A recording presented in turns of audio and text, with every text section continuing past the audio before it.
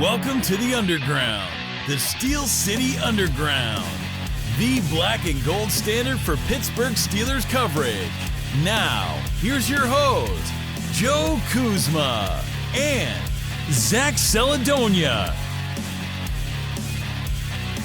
Hello, everyone, and welcome to another edition of the Steel City Underground podcast. My name's Joe Kuzma, and joining me as of recently, my usual co-host, because Brian's still been busy, Mr. Zach Flash Celedonia. Flash, that's no slight at you, my friend. Of course, we'd like to try and get some differing views sometimes, and I know you've got some differing ones for me as well. You always think like you're going to be in some hot water, but no, that's the way we are. We're just, we're not crazy yinzers. So, beginning of free agency period has begun. How you doing, my friend? I take it as a compliment, man. I'm happy to be here and provide a different taste for the viewers. We agree on a lot of shit, though, so it isn't like we have too many differences, but occasionally that's healthy for the show and good for viewership. Have you ever seen First Take? They disagree for the entire show. So Stephen A. Smith has made an entire living off of that. But I'm doing great. I am very excited. The Steelers are making moves, big-time moves. I can't think of a time that they've ever gone out and signed guys that, I'll put it this way, the NFL Network does a free agency frenzy special. They just run every day from like noon to 6 this whole week. And when they cut to commercial and come back from commercial, the Steelers have guys that are in that commercial cut to break. Patrick Queen mainly is who I'm talking about. But over the years, the Steelers have made their bread and butter signing mid to good level free agents or worse. And last year we got a taste of a little bit of a change of strategy, but this year they're really going for it, and it's really refreshing to see and really exciting because I mean it doesn't always work out. Like a lot of these guys who sign free agent deals are gone after 2 years, but for years I've just sat back and watched other teams make big moves, and you just convince yourself the Steelers are going to find a way and find guys they like, but you can tell there's a different attitude in that building this year, and it's very exciting. Yeah, I was going to say, there hasn't been a free agency period that I can remember that's like that's been like this. And Omar Khan, if one thing, maybe even to a fault, he is definitely aggressive. So on that note, we usually have like a lot of bad takes that we point out. And there was a guy, and if he watches this, good luck catching me on Facebook. I had to block this guy because of his bad takes. I sent him to you. I actually texted him to you. I will not name him, but in one of these groups, it was like in one post, it was, we need to get rid of guys that are always injury prone and they're overpaid and they're taking up a large part of the cap. And it was like Cam Hayward, TJ Watt, Minka Fitzpatrick. It's like, what are you talking? I could see like the thought with Cam, or the recency bias, or Minka missing a few games last year. But what are you thinking? Who do you replace them with after you take the dead cap? That you just think you get all this money back, right? And that's not how it works, obviously. And then dude went out and then said something to the effect of like, you know, we're missing on all these free agents, blah, blah, blah. And then another post was like, hey, go out and get Jamal Adams. And it was like, well, Jamal Adams, you know, you talk about getting older players or expensive players or players who've been frequently hurt. Like any of those things are usually the red flags when it comes to adding players this time of the year. It's usually somebody is available because they've been discarded from another team for one reason or another. Either it's they can't afford to pay them, so they're seeking a lot of money, or they've had an injury history, they get out of like that contract, or it's a bad contract they're getting out of, or, you know, or they've just plain haven't been good. And I was just scratching my head at this whole thing, and it was like, this dude's just got to be a troll. So I was like, I don't block a whole lot of people on social media, but that was like one where I'm just like, you got to be kidding me. Like, what are you talking about here? Like, if you don't think that like somebody like Minka or Cam or any of these guys aren't highly conditioned athletes, like I got like another word for you, you know? He sounds like one of these guys who had the idea, or he wanted the Steelers to just punt on this season and try to like regroup next year. And the Steelers especially, but the NFL, you can't tank successfully. There's stories like the Brian Flores Dolphins. Teams have tried to an extent, but the NFL is a different beast. It isn't the NBA or the MLB. You can't just give up because all these guys are playing such a physical game. All these guys are playing for tape and for contract money and incentives. You can't just punt on the season. The Steelers have demonstrated that in this free agency period because they're not a sure thing. They're not one of the top 5 teams in the NFL, but they view themselves as an upper half team in the NFL, and they're making moves accordingly. So the people that are saying, oh, they should have gotten rid of TJ, Minka, Cam Hayward, whatever, they're the people that probably just wanted them to get a high draft pick next year, and it isn't that simple. No, he just wanted them to spend oodles of money after complaining that they spend oodles of money, and particularly on players that were like, injured players. And I know we didn't talk about Jamal Adams at all, but Jamal Adams has been pretty terrible. Is not the same guy. Seattle being they used, I don't even remember how many picks and then gave him like a big deal. It was not the same deal that the Steelers got when they traded with the Dolphins for Minka Fitzpatrick.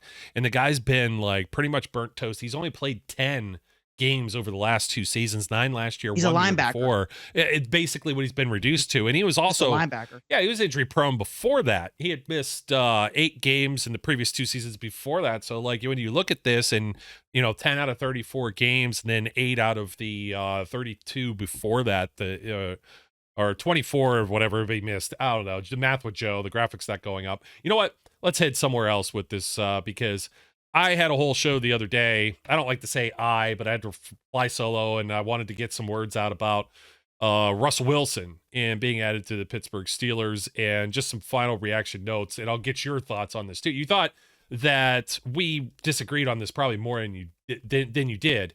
My biggest thing was it's like, okay, I feel bad for Mason Rudolph. We're going to talk about him in the next part of this little topics bar too.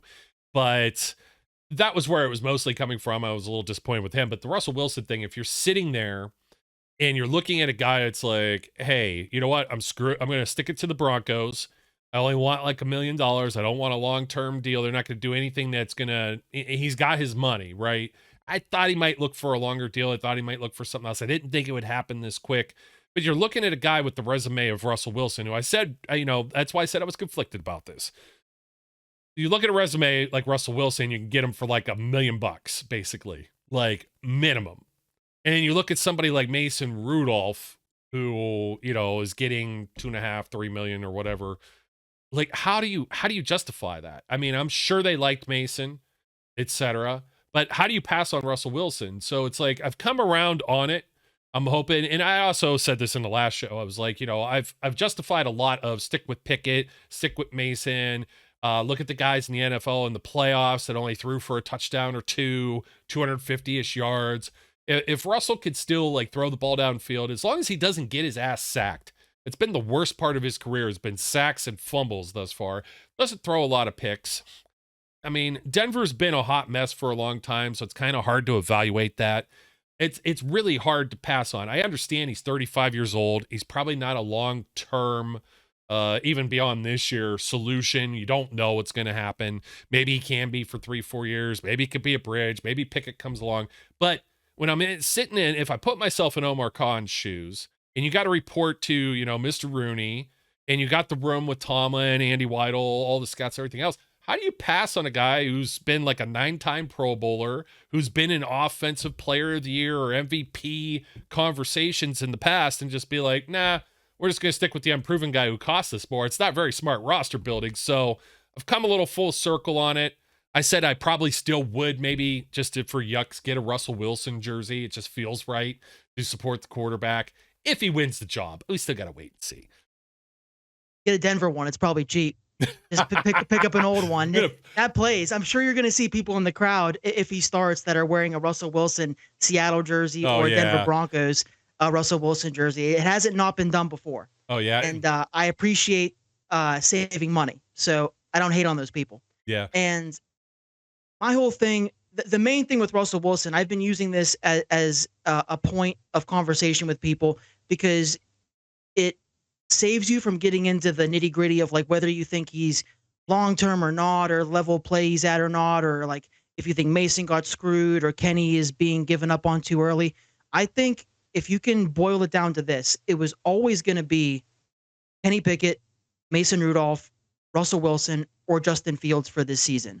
Those 4 guys, because Kirk Cousins was never going to make sense. He just signed for $1 billion with the Falcons. Who's older than Russell Wilson? So have coming some off a major knee injury too, like or Achilles, but yes, I mean, Achilles, same difference. I'm sorry. Major injury. Yeah, but it was always going to be one of those 4 guys. the most realistic starter for the Steelers. Now, in not getting Justin Fields, they saved themselves the pick and the possibility of having to pick up that fifth-year option. Mason Rudolph left for greener pastures, and they still have Kenny Pickett on the roster. Russell Wilson, I believe, was the best they could have done with what they were given. Without somehow finding the money for Kirk Cousins or somehow trading up for one of the top 3 quarterbacks in the draft, it was always going to be one of these guys, and that makes me feel better about Russell Wilson, just having that perspective. I'm not worried about 2025, because I'll say this, the people that think Russell Wilson just sucks and isn't going to be good, well, you're going to get your wish in 2025, because if he sucks and Kenny still sucks, then they're going to be in position to get a new guy next year. I think their focus was fielding the best team in 2024, because they're not a great team, but they're a competitive team. They were in the playoffs last year with the combination of Kenny, Mitch, and Mason. Yeah. A guy who can possibly be a little more stable, better than those three, could theoretically get us farther in the playoffs and check off that box of a playoff win that we've all been starved for in this city for so long. I'm cautiously optimistic. Everybody knows this. I'm an eternal optimist with this fan base. I've tried to get better at it over the years and be a little more critical of guys. But when you boil it down to the options they had, the amount of money or lack thereof that Russell Wilson's getting paid, the second year in Denver as opposed to the first year in Denver, it makes a lot of sense for the Steelers to explore this option.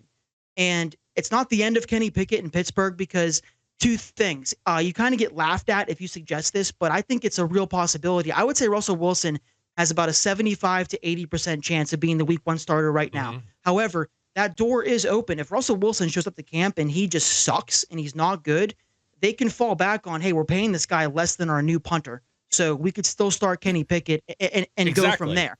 Exactly. And they can also keep Kenny Pickett mentally in the competition. Like, hey, we know he's Russell Wilson. We know the media's made this a big deal. We know he's on Twitter welcoming all the new players, taking ownership of the team, but he's making such a little amount of money. They can convince Kenny Pickett, whether it's bullshit or not, like, you still have a really good chance to start for this team. And looking way down the road, say Russell Wilson starts and just has an average year and they move on next year, Kenny Pickett will have another chance to possibly be that guy going into year 4 for the Steelers. So I just think it makes a lot of sense. I'm not over the moon excited about it. It is exciting having a big name guy. I mean, it's the same but different as when they got like Michael Vick. It's just like surreal when you grow up with one of these high profile guys on a different team and all of a sudden he's a Steeler. It's a cool feeling. And Sierra's here, like my queen, your majesty. And I understand that not everybody's going to agree on this topic, and it's quarterback. So we all know it's going to be a polarizing topic, and people are going to argue and pick out the faults of Russell Wilson, and rightfully so. But yeah, I'm pretty optimistic about the move. I'm excited to see that they are trying, and they recognize that it wasn't going to be like the best idea to just go into camp with Kenny Pickett and like Ryan Tannehill, Mason Rudolph, 3-man battle. They threw in a little bit extra flair. Russell Wilson has that extra flair. Whether it's naive of me or not, I have that belief that what we saw in Denver in year 2 is going to be more of what we get. Kind of like how I have this belief that if Kenny Pickett were to win the job, you could still sell yourself on maybe he'll get better. Maybe he'll show his good Kenny Pickett self instead of the bad. Yeah, and there's a few things I try to say to spin it too. Like, Russell Wilson had the finger issue. This is the first time he missed games in his entire career. And that was the beginning of the end. At the end in Seattle. If you go back in time when he hurt his finger, that is when it all started to change for Russell Wilson. And I remember vividly theories back then of like, he's playing through the pain, which if you know his attitude and how he doesn't want to let people down and be out there, that's pretty plausible. Kind of similar to how Baker Mayfield played with a busted shoulder in Cleveland. And look at him now. But that isn't taking away from the fact that his first year in Denver was really bad and his second year was better, but I think the ship had sailed. I think when they got Sean Payton to be their head coach, he knew going into that role that, all right, how soon can I get this guy the heck out of the town and stop eating up all my money? He's not playing to a level that deserves $280 million. He's good enough, but Sean Payton never liked him. And you saw that evidently towards the end of last season when Russell Wilson was playing just fine and they still benched him. But yeah, that finger injury in Seattle, which feels like forever ago now, that was the beginning of the end for the general opinion of Russell Wilson right now. Oh man, and if you go, Nathaniel Hackett was an awful first year coach and still trying to call plays in Denver, and that's one of those things where it doesn't work. Like sometimes when you just clean the slate with everything, you know what I mean? So the other thing too was Russell Wilson's final year in Seattle was with a brand new offensive coordinator in 2021. So that's something else to kind of throw onto the scrap heap there. Let's talk about like some backup quarterbacks for a second. Mason Rudolph goes to the Titans. Max contract is like 3-something million. He's got about a 2-something base. I'm happy for him. He lands in a situation where he may actually play because neither one of us really like Will Levis or think much of Will Levis. It's just, yeah. And he wasn't going to come back. Are you going to pay? How much are you going to pay for him to be? He's going to get more money from somewhere else than to be the Steelers quarterback 3. That's just the fact of the matter.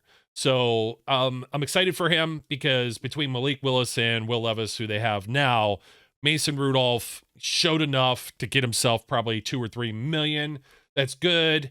6-7 years in the league. He may bounce around one more time and still make some money. You got to feel good for the person or the individual. It's only a 1-year deal. So if something happens, new coaches in Tennessee, something like that, there's nothing that says he can't come back next year. You know what I mean? They could always kick the tires and look at him one more time. But I think it's how my life goes, dude. I fully assume for him to be back. I don't think he will, but it's on the table because, the Steelers love reunions. And like you said, if the Steelers find themselves in a position next year where they're right back at square one and they're thinking we got to draft a new quarterback, Mason would make sense to come back into town as somebody who's comfortable and knows the system. I don't hate the guy. I'm just ready to move on from the arguments and talking about whether or not he could be like a full season length starter. People disagree on that. I'll say this. Everybody won at the end of the day, whether you like think Mason deserves to be a starter or whether you just want like what's best for him.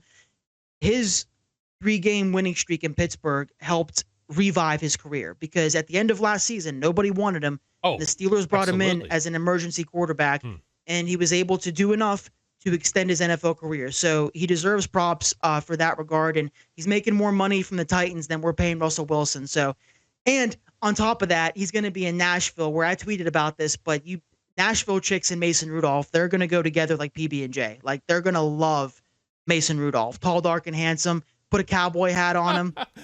It's like the capital of like bachelorette parties down there. Like, I'm sure he knows that. Dude, he's so straight and narrow. Like, he's so squeaky clean. You don't hear anything. He stays off social media. So he's hard. He's hard to not root for, and he's hard to hate. It's more of just like the arguments I've had to have with friends, family, strangers over the years of why I think they can do better. And the Steelers showed that they wanted to do better. They wanted to have him back, but they wanted to explore other options as well. So I think that shows you how they feel about him. They were open for him to come back and compete, but they took this route with Russell Wilson. And I'm not high on Will Levis at all. Malik Willis has been a complete bust. So Mason could end up playing some serious games for the Titans and further extending his career. He's one of the better backups in the league. I'll say that. And when you look at the landscape of the NFL, and I think last year something like 60 quarterbacks got to play. Oh yeah, over that. Yeah, 63 or 4 or something. Yeah, it's insane. It's more likely than not he's going to play again and have success. So happy for him, happy he's gone, but also happy for him. We can move forward, and so can he. Yeah, I'm actually looking up that stat because I'm always throwing it around. It was on January 2nd. Actually, we'll go back on January 2nd. The season wasn't over yet, right? I know there's still news going around, like Curtis Samuel's the next one, right? Yep, that's what I was reading right now. Yeah, if you're watching like the NFL insiders and stuff, like those guys, they're windowed. There's like 4 of them, and we're doing the same thing. Like it's just like, okay, who broke the news that we didn't have? But there were 64 of them, and then it ended up being 66. So even 2 more got to play. That's over on average. That means every single team at least played their backup out of 32 NFL teams, right? Maths with Joe. Where is it at? There it is. Yeah, that sounds right. 64, 66. So then 4 more. I like the Steelers situation. I was perplexed by like Drew Lock going to New York. this trade for Sam Howell to the Seahawks over me. I'm like, doesn't anybody have like any faith? Like, what's wrong with this guy? Like, why do people have such a thing for against Mason Rudolph? And I'm going to tell you, Mike Tomlin's stubborn enough that he probably will play Wilson over Pickett. His mind might already be made up. He loves his veterans. It's the kind of guy, usually he goes for a guy that doesn't have the winning, that has the pedigree, but hasn't been winning for a while. A Charlie Batch, a Byron Leftwich, Michael Vick, another guy that ended up playing 36 years old. So, but I'd much rather have this than Geno Smith and Sam Howell in Seattle. Daniel Jones, Danny Dimes, and Drew Lock in New York. They're stuck with Jones because of the contract they gave him. Let's see who else is on here. They're still looking quarterback. Yeah, Sam Darnold in Minnesota with Nick Mullins and Jaron Hall, and who knows what they end up doing there. Some of these teams will probably add. They may pick up a Tannehill. They may add somebody else. There isn't like a whole big market. You got Gardner Minshew went to Vegas with Aiden O'Connell, and then you got Jarrett Stidham and Ben DiNucci in Denver, and Jimmy G's out there now. Like, yeah, there's a lot more guys, and I think that's exactly why I fall back to, I think it's 75% sure Russell Wilson's already going to start, 25 to 20% Kenny's going to be the starter, because it makes the most sense, and it keeps the door open for, if they start Kenny Pickett, then the Russell Wilson like experiment is over. Like, we'll be lucky if he doesn't ask for a trade. Yeah, he could be the backup, but it'd be really weird if he just was the backup. You start Russell Wilson, you at least have the fallback plan. He gets hurt, he crumbles, we can go to Kenny Pickett. He has an average year, we can go to Kenny Pickett next year. They start Kenny and not Russell Wilson off the bat, it just closes a lot more of those doors. So the writing's on the wall. Again, Russell Wilson, he would have to show up to camp and really, really suck and have a bad preseason outing to not be the guy week one. Doesn't mean that things can't change as the season goes, but I'm almost certain, like you said, they're inclined to start Russell Wilson despite the contract. The contract keeps the chances alive for Kenny to start, but Arthur Smith meeting with him for 6 hours or whatever it was. And I know an hour or two of that was Tomlin, but that's when I first started to really think it's more likely than not this guy's going to sign, and that's what ended up happening. Well, they were still talking with Mason. They were probably looking for a longer term deal. They were looking for certain money, and then nobody else was dealing it. I mean, it's not like Drew Lock was a 1 year deal. It's just it was odd to me, like some of the names that were floating around and getting signed. And Nate Peterman signed a deal somewhere too. It's just like, there's the guy. We were talking about this off air. I was like talking about cockroaches. You were talking about CJ Goodwin and changing positions and still being around the league. Nate Peterman. Like, has he ever been good? Like, how do these guys stay? He signed somewhere? Around? Yes, I will find out where. The other weird one too, this is we're a little off topic already, was Joe Flacco. And there's a lot of people in Cleveland that aren't happy about that. And he's not there to be the backup. And it's like it's like, are the Browns basically like admitting, like in a certain way, like if they brought him back and now the fans are going to start like really bragging on them to put Flacco in if Watson struggles? 100%. Yeah. 100,000%. Yeah. I heard a rumor that Watson had something to do with it, because people don't realize how much pull a franchise quarterback really has, especially a guy making like $300 million guaranteed. He 100%, whether it's a rumor or not, I believe it as gospel. He told the Browns PR, front office coaches, I don't want Flacco back. Like, it just, he could have phrased it more politely. Like, I don't want to create the controversy and divide the fan base, blah, blah, blah.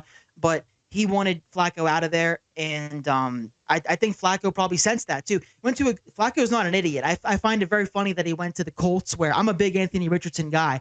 I've said before, if the Steelers didn't have Kenny Pickett going into this season or didn't draft him already, I would have been all in on the Anthony Richardson to the Steelers train. But he throws his body around like Mike Alstott. Like, he plays like a running back.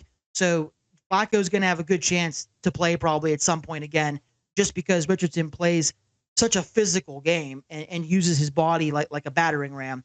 So good move on his part. But yeah, if you think DeShon Watson had nothing to do with Flacco leaving, buddy, I got something to tell. Like, change the news station, expand your information pool. Yeah, I'm trying to figure out how the Browns can afford to add anybody to this roster. I'm like, they've got to have some moves coming to get under the cap. Well, they just added Devin Bush. Yeah, that was going to be one of our little extras at the tail end here. Actually, you know what? Sorry. Yeah, that's okay. Peterman signs with the Saints. And okay. There was somebody here on Twitter with a tag of Black and Gold Review and says, Peterman's thrown 160 career passes. His passer rating would be better if he'd thrown them all straight into the ground. So sorry, Nate, former Pitt legend. and Yeah. somebody's gonna be like, well, Kenny Pickett's just no, get out of here, get out of town. At least I have some doubts as to Pickett's ceiling. Here's a real quick hit for you. New punter in town, Cameron Johnston. This should be. Woo! Oh, hey, this should be a number. Okay, so about the best thing I could say with him is that. Okay, 3 years in Philadelphia, 3 years at the Houston Texans. He's 31, 32 years of age. His net punting yards per season, he's got a 42.2 average. He had 43.7 last year. It's better than anything that Presley Harvin did. And of course, with 66 punts, he only had 3 that were actually touched back, 30 of them in the 20. Within the 20, it's a 45.5% ratio. So that's like, those are all career numbers for him actually for the past year, but for the past 2 years, and he got a lot of work with Houston. Trust me, he had 88 punts in 2021 and 2022, and the guy was still hitting a 48.1 average, 46.7 average, and had a 42% of inside the 20 with only 4 touchbacks. This is, people think I'm probably BCJ before CJ. They're going to think I'm nuts talking about a punter. Who the hell cares about a punter? No. But what do you get? About $6 million. You needed a guy like this because when you have a shank of 20, 30 yards, it does the defense absolutely no good. The offense wasn't moving the ball. The field position battle, they'd be able to flip the field now and have a dude that actually can boot the ball, 74-yard long last season. Appeared in 13 games. So I got to look at that. Maybe he did have like a small injury or something there, but it was pretty much been an Iron Man. He didn't miss any time in the previous 5 seasons in his other of his NFL career. So for you, my friend, 2 things on the roster watch, because I know you're in the numbers, jersey numbers and things of that nature. So Johnston has worn 1 in the past and 11 last year. So he's going to get the Chase Claypool number. Might be able to take give him 11. Off. Break the curse. He's going to get 11. Break the curse. Allen Robinson was the best 11 we'd had since rookie Chase Claypool. Like 11 has not done well for the Steelers. So give it to the punter. I don't want to jinx him, but I think it's a better chance than a receiver wearing it. If he doesn't want to wear it though, I mean, we're looking for receivers, so they want to keep it open. It's a great receiver number. The Steelers just haven't figured out a right guy to wear it, and I'm all for the punter. It is funny talking about being excited over a punter, but that's how you know the Steelers have dealt with deficiencies at that position for so long. I mean, Presley Harvin, it was like 1 out of every 5 punts. I don't know the exact number, but 1 out of every 5 attempts, you'd be like, okay, all right, maybe he's getting it. And then they'd be bad for the next 4. You can't rely on that. And I think it got so bad that we all as a fan base, like we would shit on him, but we kind of got used to just not having a good punter. If you have a good punter, it can be a huge thing for your team. The game's 3 phases. Special teams matters a lot, and punters and kickers, like people make fun of them, but obviously Boswell has won plenty of games for the Steelers. Look what he's done for this franchise. A stable punter can do similar things. They can't score points, but they can help get to the points. And with the team right now, the Steelers, the offense is very questionable, right? So having a really good punter to pin the other team deep and rely on your defense is huge. I think he's going to be a good player for the Steelers. There's always a chance a guy, Josh Scobie's on us and he sucks right after we get him, but I got good feelings about the punter. And people are excited in Pittsburgh for good reason because they had to get that position shored up, and now they don't have to waste a draft pick because I know the punter from Iowa this year has been like the best punter in college for like 2 years straight, and he's won awards, and that was the guy people had pegged as possibly a 4th, 5th round pick for the Steelers. Now they don't got to do that. And just to put it in like perspective, Presley Harvin was very decorated in college too, and he didn't work out. So they got a guy with proven NFL experience. They got a guy who's done well in the NFL. So yeah, I like the move. Hard not to like the move. They addressed the position of need, and it's a cheap one. Yeah, I mean, they knocked that one. I think that was knocked right out of the park. I mean, you have Wilson, you have the punter on the first day. I didn't even address, Johnston's signing originally, and I was looking up his numbers. He's only like a $2 million cap hit for this season. I mean, he's cheap. I mean, a lot of the specialists aren't bagging huge deals to begin with. He's costing less than Russell Wilson. Yeah, or just a little more than Russell Wilson. Or more. I mean, more. Yeah, almost. Well, Wilson's getting his money. That was my other jersey watch thing. So are the Steelers traditionally, with the reason we said this about Johnston, the Steelers don't let players wear the number 1 as a jersey number, but traditionally, And then you got Russell Wilson. He's going to wear the GOAT's number, Jeff Reed's number 3, right? So showing it here, former Walter Payton Man of the Year award winner, and traditionally just the one guy who wins this, they get to wear like the representation, the guy with the cape type thing of the trophy, the representation of the trophy is a patch on the jersey. Now you see also in this particular photo, there's also a captain's kind of like logo or whatever you want to call it, that the Steelers never do this stuff, right? They don't do the captain. Yeah, we don't do the captain patch. But we've never, you know who the captains are, but we don't do the patches. Yeah. So, and they traditionally don't do that. They'll add their own, like the Franco Harris anniversary or something like that. So you got to think with Wilson and Cam Hayward that they're going to, the first time you're going to have this. So it'd be kind of cool to see the jerseys. I'd actually like to get one of each of these guys with the little patch on it if I could. Yeah, just let them do it. If they don't let them do it, that's just classic NFL with their dumb rules. Like what's it? Yeah, a bunch of prudes. What's it hurt letting 2 guys wear the Walter Payton patch? And it's good publicity for the NFL because it shows we have 2 guys who are really involved in the community and just great dudes. So they should let him do it, but the NFL has done stupider things that I can't explain. So it might just end up being one of them. But yeah, they both could wear it. And Jeff Reed, I did shots with Jeff Reed before. Jeff Reed, Hall of Fame years ago, the Bettis induction, flips double birds with my cousin, caught him like outside by the restrooms. He had his Super Bowl rings on each one. And Jeff's been on the show here before, and he's a great guy. Like I have nothing but great things to say. But when he was younger, he was wildfire. So there's a word I learned today I didn't know, catastrophizing. I think I'm saying it right. It's like a catastrophe, but it's like some like, I don't know if it's like a diagnosis or what, where people think that the sky's always falling or they're always doom and gloom, right?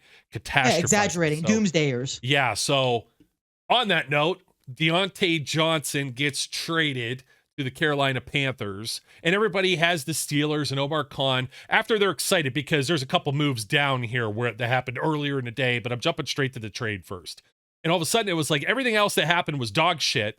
And Diontae Johnson being gone, and it's like, boo-hoo. These are the same people that said he runs backwards, he drops the football, he's just causing drama in the locker room. It's like, hey, make up your damn mind. Do you want the guy or not? And it's funny because it's like Russell Wilson will do better here with these weapons, and then you like rag all over Johnson, and then all of a sudden he's gone. But Steelers move up 62 picks in the draft. They have a pick swap and a player swap. Now, let's see if I could say the names right because we're talking about this. Diontae Johnson for Dante Jackson, who's still young enough. I think he's, 28? He's fast as hell, 4.3 something, 40, back in the day at least. This team is trying to get faster, and the defense is trying to get faster. There wasn't really a cornerback that was probably going to be within reach on the free agent market. And I don't think that Omar Khan and Andy Weidel, I think they would probably add a corner in the draft, but you're not going to have a rookie or Corey Trice. Everybody's like, Corey Trice, he's a 7th round pick with injury history. Are you really going to roll into the season with those guys? I think that Jackson, even if you think he had an off year, he's missed some time here and there, and then he had like a bad injury a couple of years ago, but this was one of the prized free agents just a few years ago. And they're like, oh, well, look at the Carolina Panthers. Yeah, look at the Carolina Panthers. They totally sucked. You can't just, put this one guy's individual performance against that whole team. So I think that you're not expecting him to be a corner one. You got Joey Porter Jr. to be your cornerback one, your lockdown, shutdown guy. He could follow people, and he did. He followed him around his rookie year. And if he doesn't slump, this is a good move for a corner two at a position where they probably weren't going to find your regular veterans. We went through the list a week ago, like the Akella Witherspoons and Steven Nelsons and Artie Burns and guys like that were out there. I like this move. I'm sad to see Diontae Johnson go, but there are other names we'll bring up at the end of the show that could fit that bill or a draft pick or something else. It's not like he's irreplaceable, considering that just, we're a year removed from when the guy didn't even catch a touchdown pass. Oh, yeah, no, that's the one thing I can't stand is the jokes or lack thereof, I should say, on Twitter. After the trade was made, all the laughs at the expense of George Pickens and like, oh, what are they doing? Like now they have no receivers. People like we're day 4 into free agency. They're going to do something. I think Tyler Boyd is an extreme possibility here. Mm-hmm. Pretty much a done deal, not to spoil anything for people, but they're going to do something to replenish the room. It isn't just going to be George Pickens and Calvin Austin and Miles Boykin. They're going to do something to shore up that room. I think in the form of a free agent addition, i.e., Tyler Boyd, and an early draft pick somewhere in rounds 1 through 3, because they've done a lot of homework with that specific area of the draft with receivers. They've liked a couple first round guys they've met with, a lot of mid round guys. So they're looking to replenish that room, and the Steelers are really good at it. And I'd be lying if I said I wasn't a little bummed that Diontae's leaving, because I was one of the people that tried to always see the good in what he did. And he is one of the best receivers as far as getting open in the NFL.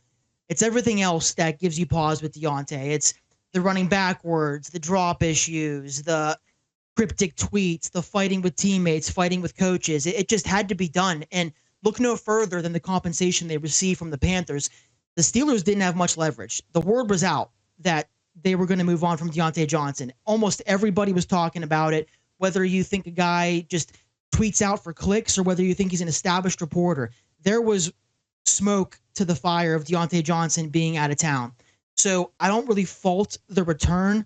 They were able to get something for him, which I like, the draft pick I'm referring to, and Dante Jackson. I'm not the biggest fan of what Dante Jackson has put on tape over the past few seasons, but to his credit and to what you're saying, he is a proven starter. He is a guy that if they have to, they can start at cornerback too. He's not a complete liability. He's had his moments. He's still young. He's very fast. They've shown they want to get faster on defense after last year, because Joey Porter Jr. is a great corner. He's proven he can be your starting number one corner. Not very fast. Not the fastest guy. Minka's fast, right? But Patrick Queen, new guy, fast. They didn't have the most speed in the NFL on defense last year, and the fact they were able to send Johnston away for a draft pick that could be used on a player or collateral to trade, and a guy that you need to possibly give you quality reps, there's positives to this trade when you break it down. If you just look at the fact that they got rid of Diontae Johnson for a 6th-round pick and a cornerback who fell out of favor on a team, it doesn't look too good. But you have to be aware of all these different factors. He probably wasn't going to be on the team. They had to take what they could get. They want to start fresh. Yeah, thanks. That's what I was going to say. The Steelers, they not only are they changing their ways with free agency and like their aggressiveness, I think they're really trying to refresh and get back to a place where there's stability in the locker room, and it's a team first mentality. And I know Diontae tried, not accusing him of not giving like the team his best effort, despite some of the videos of him not blocking or whatever, but he was a good player for the Steelers, so that sucks, but it was a move that had to be done. And yeah, they came out of it with a draft pick and a guy who can give you serious snaps at cornerback opposite Joey Porter. I still think that similar to receiver, after they get this deal done with Tyler Boyd, I still think they're going to be looking at corner in the draft, because Dante Jackson isn't a guy who's going to make you feel like you're secure there now, and there really aren't a whole lot of bodies behind him and Joey Porter Jr. This class wasn't very deep free agent wise. I mean, I liked Kenny Moore Jr., a great nickel cornerback, but he re-signed with the Colts. I like L'Jarius Sneed. Huge deal too. Huge deal. Yeah, he's deserving. It's a nickel corner is one of the most like undervalued spots in the NFL, and if you have a good guy, he can really make a difference on your defense. Like, remember Mike Hilton? Like, if you have a really good player at nickel, then he can be an impact player. If you have just a guy, then you don't notice him as much. And I think L'Jarius Sneed was on the table, but after the move for Patrick Queen, which we'll get to here in a second, they couldn't afford to give another guy like that kind of money or give up the draft capital. So they did what was right by the team, and it doesn't mean the cornerback room is set by any means. They're going to look to add another body there, I'm sure. Yeah, let me throw this out there for you too. So number one, like Diontae probably wasn't coming back. So they get ahead of this, any type of contract, any type of holdout, he may have been outspoken. I kind of thought originally people were just throwing things out there until like Kaboli and stuff got on it. I thought they were throwing stuff out there just because they look at people. The same thing as the troll I was talking about earlier. They see Deontay's cap hit and it's like, oh, you could save $10 million. Boom, get rid of him. Then you create another hole. Well, they filled a hole here. And the Steelers were the 7th round pick that they had that goes to Carolina is like 17 picks from the bottom. This was pick 240, and they move all the way up to pick 178. That is the second pick of the 6th round. That's tremendously. That's basically a 5th round pick. And the reason for that and the pick swap too is because I thought Omar Khan might get the Panthers to eat a little more money, but didn't. So the Steelers pick up about an extra $500,000 in salary. There's only about $500,000 difference in this transaction. So yeah, $500,000 to move up basically almost 62 picks is like 2 rounds.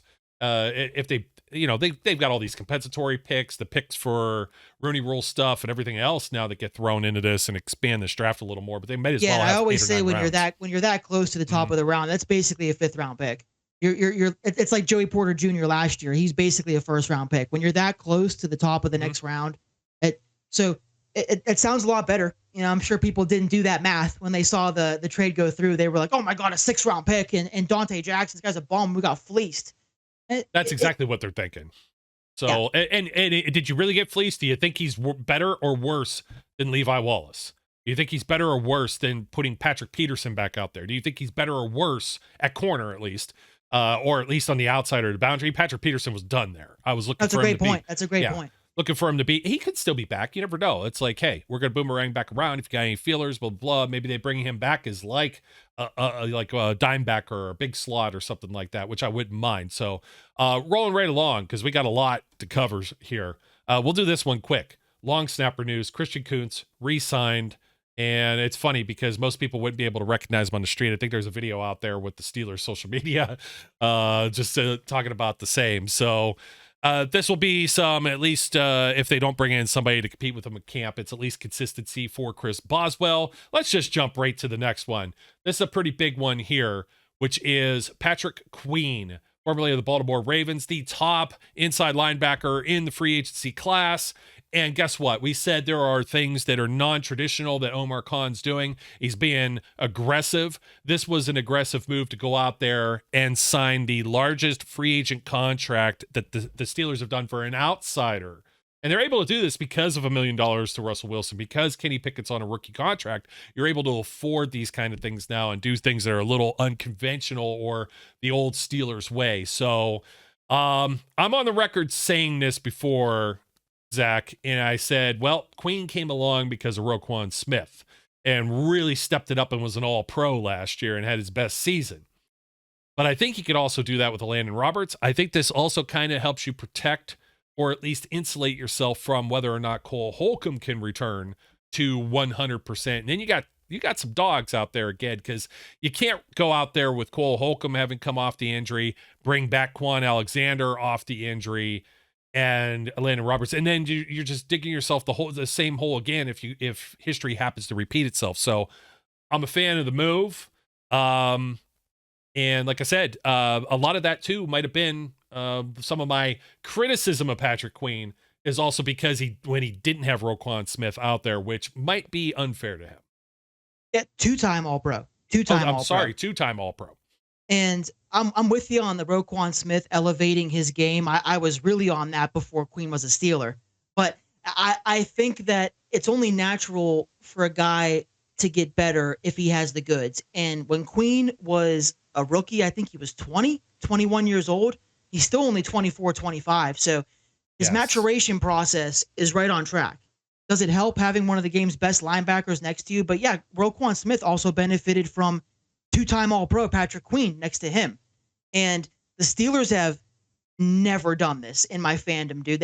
I had somebody at work tell me, he's an older dude, and he's like, they haven't done anything like this since James.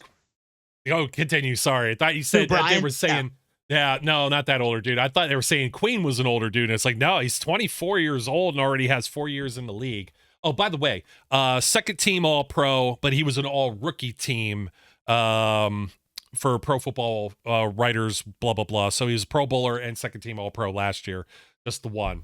So I was looking that up myself. Not two-time All-Pro? Not two-time All-Pro. He will be this year. Yeah. All right. Well, my bad. Then that's bad reporting. I went off of what I was reading. I didn't bother to double check myself. Okay. But regardless, I love the move. As I was alluding to, somebody at work told me they don't remember anything like this happening with the Steelers since James Ferrier. That was the last time they went out of their way to sign an outside free agent who was still viewed at like the top of his game. My first thought was Joe Hayden, who was still very good, probably one of the best cornerbacks in Steeler history. But they got him towards the end of his career for cheap. Eric Ebron, like Steven Nelson. This has never been done. And I dumb it down to this. The NFL Network runs their special called Free Agent Frenzy from like 11 a.m. to 6 p.m. every day this week. It's just a continuous like check in with the news desks to see what's going on. And before they cut to commercial and come back for commercial, there's a montage of like all the best free agents who are out there. And Patrick Queen is one of those headliners. The Steelers have never gotten one of these guys they used to cut to commercial break. He is the best linebacker they could have gone out and gotten. And follow the money. And what I mean by that is Patrick Queen was signed for a 3-year, $41 million deal, and a very friendly team deal as well. Omar Khan worked his magic with the guarantees and how much he's making per year.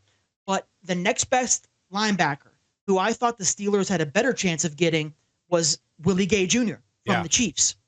Willie Gay Jr. is a player, and he signed for 1 year, $5 million with the Saints. That's a fraction of what Patrick Queen earned on the market. So it doesn't. Sometimes teams overspend and they don't know what they're doing.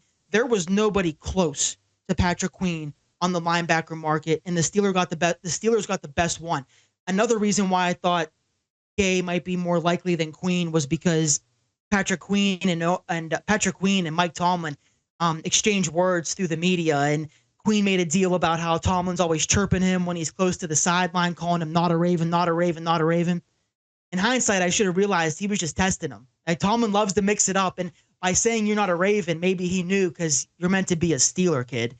And he's going to come in and be one of the best defensive players on the team, without a doubt, right away.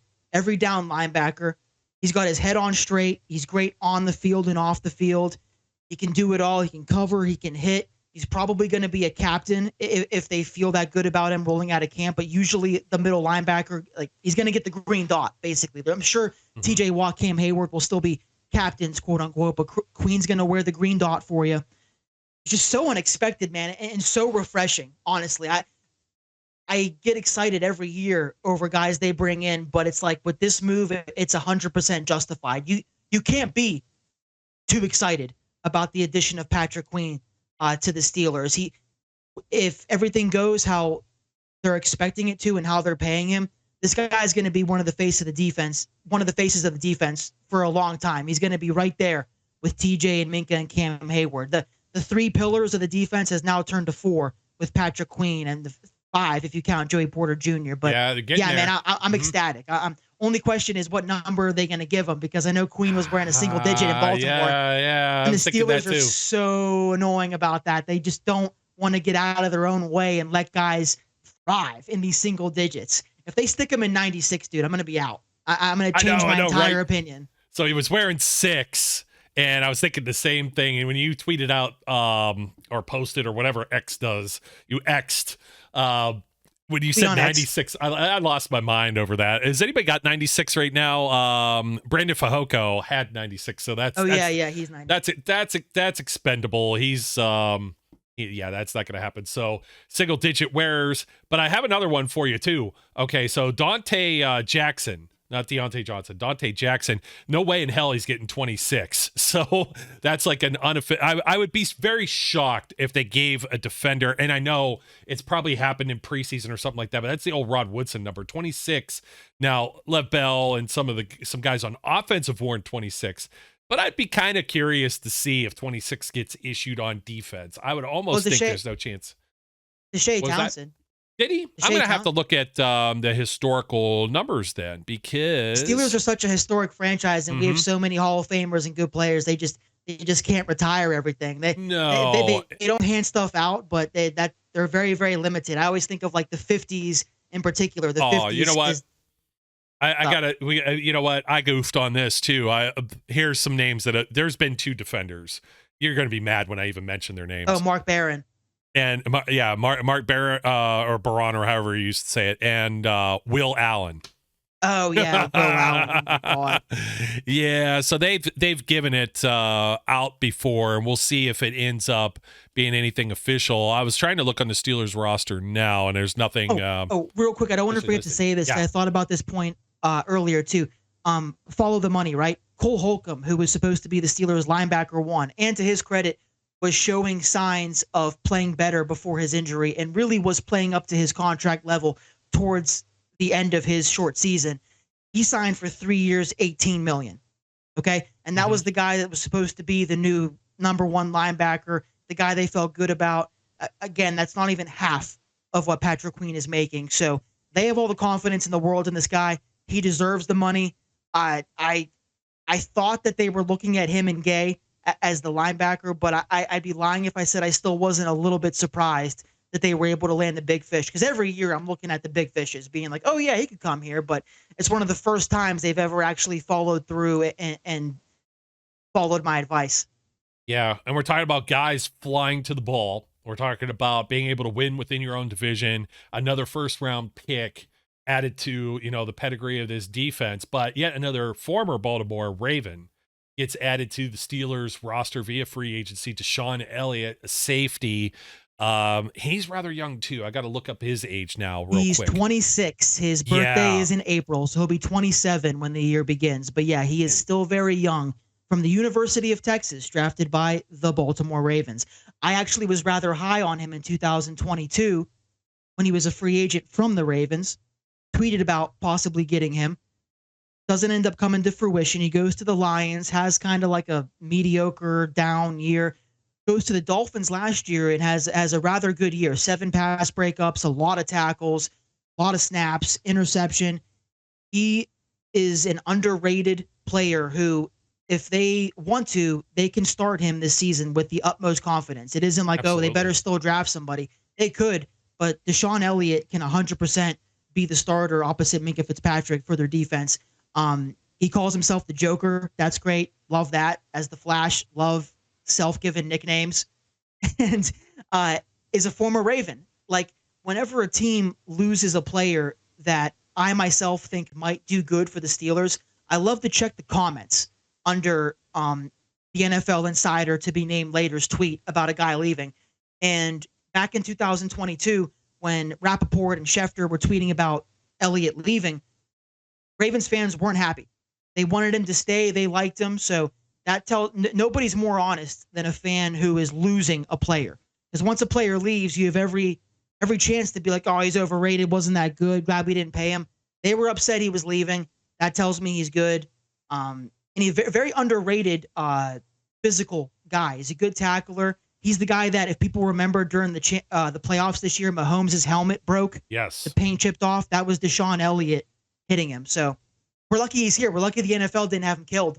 Yeah, he's very much in the vein of thumper, like a Ryan Clark, like a Mike Mitchell.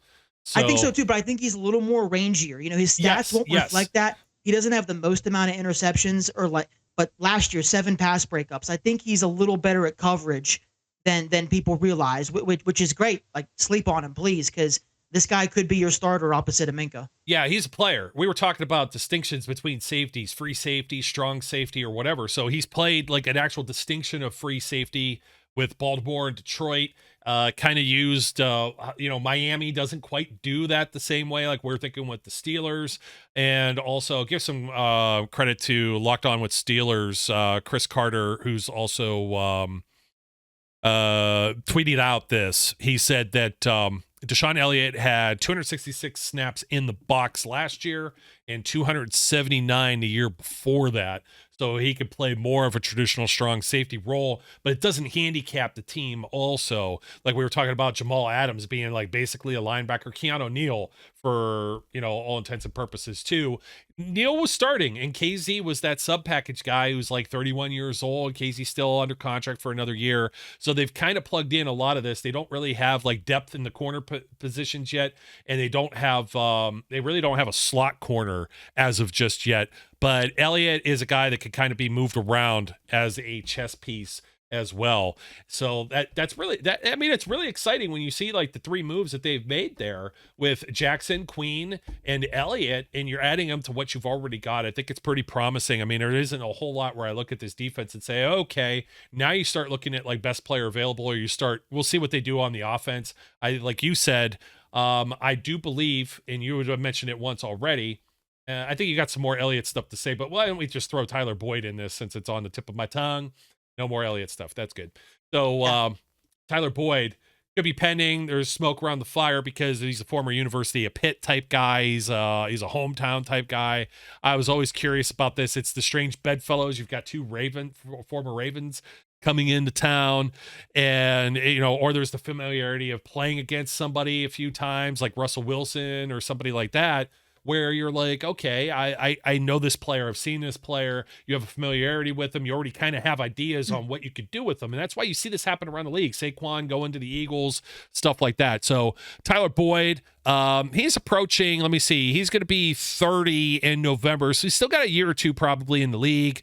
A lot of people were thinking down of him, right? He's mainly like a possession guy, but look at the quarterback play that the Bengals had last year. I mean, Jake Browning was hot, cold. You have T. Higgins and Jamar Chase that are like, they're eating. This guy's a former 1,000-yard receiver back in 2018, back in 2019. Until T. Higgins showed up, Tyler Boyd was the T. Higgins. Everybody was like, this guy's going to go on and be a 1 somewhere else. He's the best number 2 in the league, then became the best number 3 in the league. I think he's still a talented player. 29 is not very old for a player of Boyd's skill set. He's never been like the biggest burner in the world. He's faster than he gets credit for. He's a great route runner, which I also think people don't totally think when they look at him because he's a bigger body guy, but he's a very, very talented receiver. He kind of reminds me sometimes the way he plays like Keenan Allen. He's so smooth and he's so sure-handed.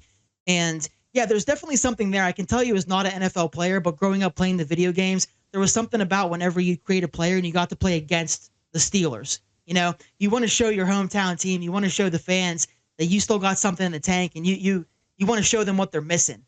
And I think the Tyler Boyd connection to Pittsburgh makes all the sense in the world, not only just because they have a whole receiver and he went to Pitt and he knows the team well and he's not going to cost a lot of money. That's all there. But there is an insider who has been nailing just about everything in this free agency period before guys like Schefter and Rappaport.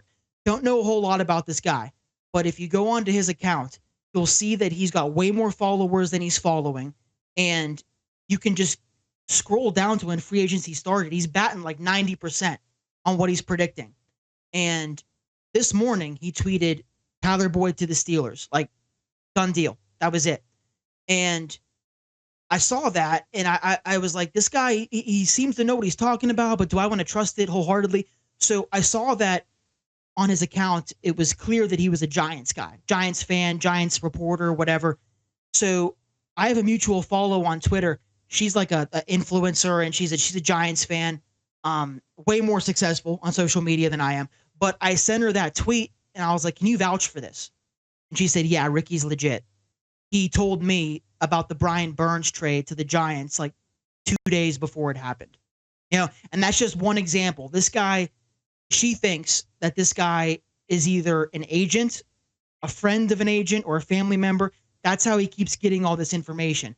And he says it's a done deal that Tyler Boyd and the Steelers have pretty much agreed to terms.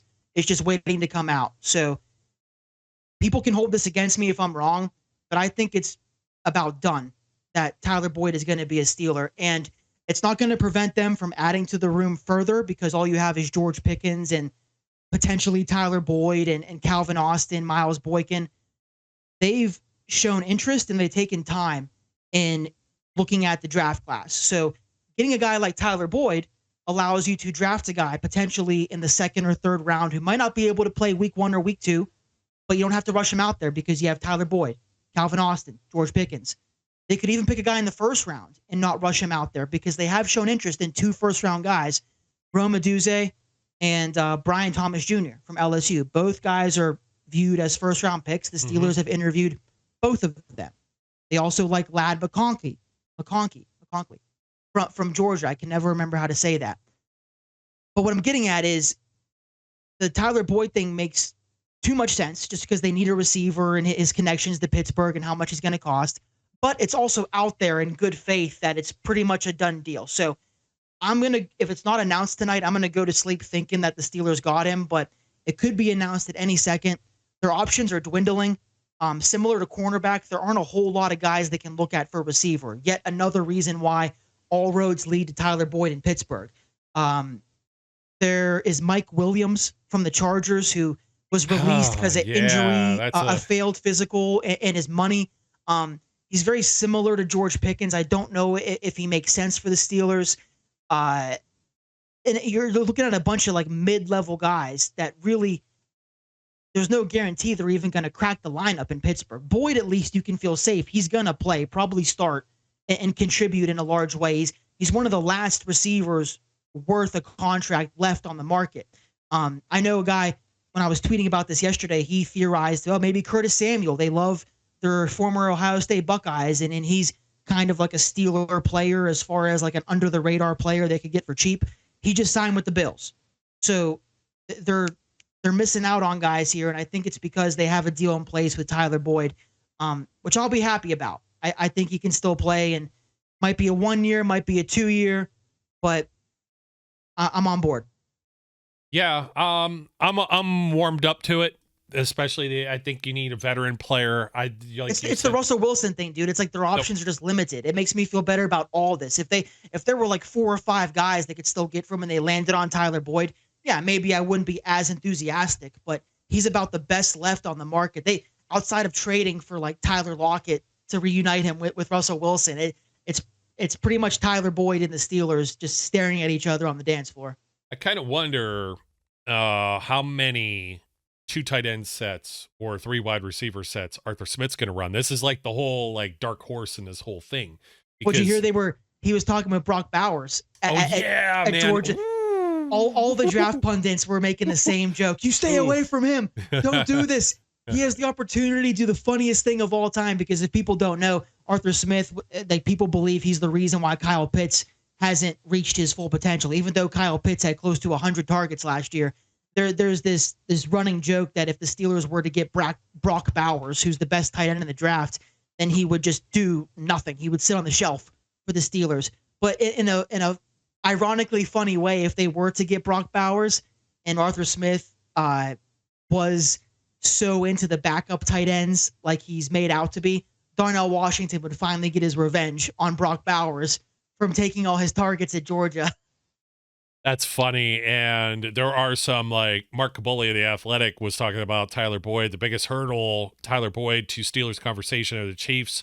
Dark horse being the Jets. It's like, dude, don't go to the Jets. I think he's smarter than that. I think his hometown ties help us beat the Jets out. And I think I heard the Chiefs just don't want to shell out what he wants. And not that the Steelers aren't going to break the bank for him, but the Chiefs are probably really using Mahomes as a bargaining chip. Like, hey, sign here for like $3-4 million and play with Mahomes.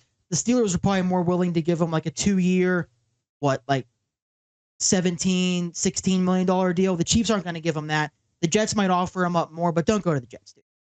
Yeah, I agree with that. We'll just throw it into the final thoughts and miscellaneous on the wide receiver pool that's out there. Of course, Curtis Samuel just going on this list, going to the Buffalo Bills. Well, we've been rolling here. Tyler Boyd is next. A lot of these are by current average top of the list, baby. That's why he's top of the list. He ain't making $10 million a year in Pittsburgh at almost 30 years old. He ain't making $10 million anywhere, I don't think. Cordarrelle Patterson is ageless wonder that continues getting contracts. DJ Chark, Cedric Wilson, Jamal Agnew, Paris Campbell, Mecole Hardman, Braxton Berrios, Josh Reynolds, Randall Cobb, Hollywood Brown, Matt Slater, Matt Collins, Ray-Ray McCloud just got signed somewhere as well. Former Steelers great. Laviska Shenault, Trent Sherfield, Rondale Moore was just sent somewhere or went around somewhere too. Marquise Goodwin, Chase Claypool, Julio Jones, et cetera, et cetera, et cetera. I'm trying to see if there's any younger players that are even. There's quite a few here on Over the Cap that have already been signed, like Nick Westbrook. There's like no one. They could bring in Cedric Wilson Jr., little family reunion, because we had his dad back here in the day, or Paris Campbell is another. Like, Paris Campbell's very Curtis Samuel like, just hasn't lived up to as much yet. But Tyler Boyd, just, you look at that list, and who else could you possibly suggest with any kind of sense to you without it just being Tyler Boyd? Donovan Peoples-Jones, because they're going to need a kick returner, and he's going to like languish around and probably get picked up for another one of those strange bedfellows things. Somebody will kick tires on him, at least as a kick and punt returner. We're up against it, but I'm trying to think what other moves they could possibly make. I think next week's going to be your offensive line splash. Probably it's going to be somebody that's like a borderline starter, but could be replaced with a draft pick. It's going to be a double dip, I think, at either the center position or tackle. We know both of them are kind of slim pickings already as it is. So I think Tyler Boyd will be the last quote unquote big name the Steelers will be able to get, barring an unforeseen trade. Like I said, we all can fantasize about an unforeseen trade. But if they get Tyler Boyd, when they get Tyler Boyd, that'll be the last big name. And then you're looking at guys like, not that it's a bad thing. I mean, Armon Watts and Braden Fiocco were signed last year during the second wave, and Armon Watts played well enough that he got a deal with the Patriots. Like they can still sign contributors and players to make an impact for them. I think Shandon Sullivan was another like week 2 or week 3 free agency guy, maybe even later. So they're going to continue to add bodies, but the headliners, make no mistake, you got Russell Wilson, Patrick Queen, Russell Wilson, Patrick Queen, the punter, if you want to call him a headliner, but he is, and DeShon Elliott, and then Tyler Boyd. Like they're going to be on the graphic that the Steelers post to social media, but they could still get some contributors, especially on like special teams and stuff, in depth for the defensive line or secondary. Yeah, I was kind of laughing because Kyle Pitts giving up his number to Kirk Cousins. And, okay, I wasn't sure what was going on there. Yeah, and they were talking about like paying him, giving him a check, or doing something for charity or something like that, right? And he goes, "Nah, just need more targets, just more targets." Facts. It's pretty funny. And I was just thinking that with Boyd, because Boyd has worn 83 for his career, which has since been reissued, most recently to Connor Hayward. So give him number 10. I need number 10 to make a comeback, dude. I love Santonio is one of my all-time favorites. I kind of like that. I would not hate number. that. Yeah, I would not hate that. And I was trying to see, what did he wear in college? 23. 23. So, yeah, 23. 23 is off limits in the NFL still, I think, for receivers. No. Sky Moore wears 24. 20 does he? Yeah, 20 is so ugly in the NFL on receivers, but because Boyd wore it at Pitt, I would accept it. But yeah, it doesn't look right on receivers at all. The old Joe Hayden Steelers have DeMonte Casey at 23 currently. So I just throwing it out there. I know we like the Jersey news. We're up against it. Thank you, my friend. And I think most of the big news is dropped. So we'll be back if there's other big news sometime next week, or maybe discuss further how these additions to the team fit and also shape the upcoming NFL draft for the Pittsburgh Steelers. So I guess till next time, don't forget to like, comment, and subscribe out there, folks. Thank you for watching or viewing wherever you may be, and we encourage everyone out there to be safe, be good, and we'll catch you later. We would like to thank you for listening and remind our listeners to follow us on social media and our website, www.steelcityunderground.com.